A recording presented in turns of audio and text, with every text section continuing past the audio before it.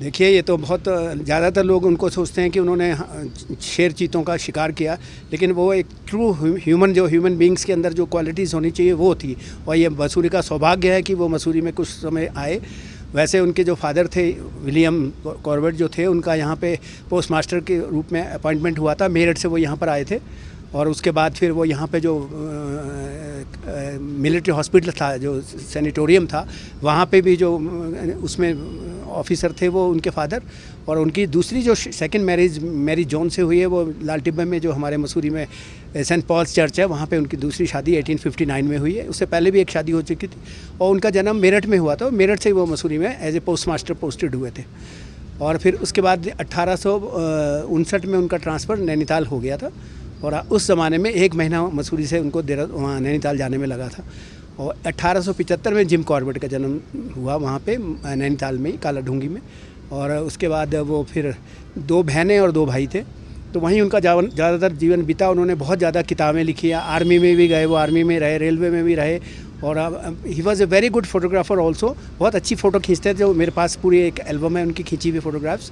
और as a good human beings थे। लोग उनको सोचते, उन्होंने मैन ईटर थे, तो उन्होंने ऐसा कुछ नहीं था। वो साइकोलॉजी जानवर के जानते, तो वो एट रैंडम जानवर को नहीं मारा करते थे। बहुत लोग रिक्वेस्ट करते थे, 20-20, 25-25 किलोमीटर, 40-40 किलोमीटर उनको लेने आते थे डांडी में। उनको सीडन चेयर होती थी, जो डांडी होती है, उसमें बिठाने के लिए।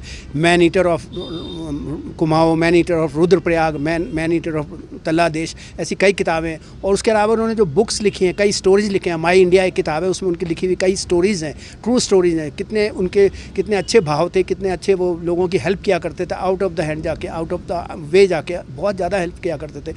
और जब वो यहाँ से 1945 में वो कीनिया चले गए थे अपनी बहन के साथ। ही वॉज अनमैरिड, तो उनकी बहन भी अनमैरिड थी, वो कीनिया चले गए।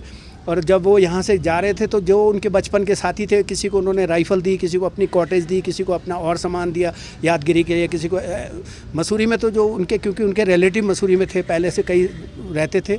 और आप जानते हैं, मेरा परिवार भी मसूरी में करीबन 100 साल से, तो मेरे को शौक़ भी है, तो मैंने कलेक्ट किया उनके जो मसूरी में रिलेटिव थे, उनके पास जो उनका कुछ छूटा हुआ सामान था। एक एल्बम है, या उनके एक वॉल कारपेट था, या उनके एक वो कुकिंग वो जो जंगल कुक था मेरे पास, प्रेशर कुकर, एक स्टोव था, और उनके जो जैसे लेंटन वेंटन, ऐसी कई चीज़ें, एक डांडी भी थी उनकी, वो मेरे पास है। तो इस तरह के कई चीज़ें मेरे पास भी रही है। और मसूरी में उनका आना जाना रहा है। और लास्ट वो 1929-30 में आए और 1932 में फिर आए वो यहाँ पे। और यहाँ पे एक कोठी थी, यहाँ पे कैमल्स बैक रोड में, अब तो वो तोड़ दी गई है, उसकी जगह दूसरा कमला कासिल बना दिया है। वहाँ नॉर्थ व्यू लॉज होता था, वहाँ वो आया करते थे। वहाँ उनकी एक आंटी रहती थी, तो वहाँ उन्होंने एक पेट भी रखा था, टाइग्रेस थी, और वो उसका नाम उन्होंने डायना रखा हुआ था। उसकी फ़ोटोग्राफ भी मेरे पास है।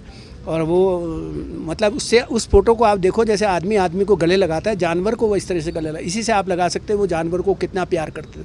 जानवर की मनोवैज्ञानिक साइकोलॉजी वो जानते थे। वो चाहते थे, देखते थे कि मैन ईटर बना क्यों। मैन ईटर ऐसे नहीं बन जाता। आज तो जैसे कहते हैं ना, एट रैंडम जाके मार दिया, कि ज़रा सा किसी को 1-2 को उठा लिया। लोग रिक्वेस्ट किया करते थे 15-15 दिन आके, साहब हमारे गांव चलो, साहब हमारे जानवर को उठा के जा रहे हैं। तो he was a very nice human beings, मैं तो ये कह सकता हूँ। और he was a very good writer, very good photographer, very good Hunter.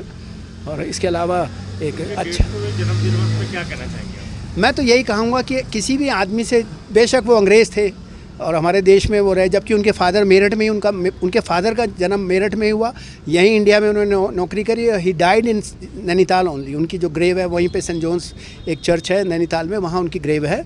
और आप इसी से लगाए, हिंदुस्तान में पैदा हुए, हिंदुस्तान में जन्म हुआ। जिम कॉर्बेट तो कीनिया जाके उनकी डेथ हुई, लेकिन एज ए ह्यूमन हम उन्हें याद कर सकते हैं। एज ए ह्यूमन के जो वो होते हैं, जो अच्छी क्वालिटीज़ जो होती है, वो बहुत ही डाउन टू अर्थ आदमी थे। और उनको ये नहीं था कि जैसे हिंसक इस तरह के जैसे होते हैं ना, कि मैंने जानवर को मारना है। वो उनकी लास्ट कोशिश होती थी कि मैं इस जानवर को ना मारूं। और जबकि लोग उन पर शिकार तो करे जिम कॉर्बेट।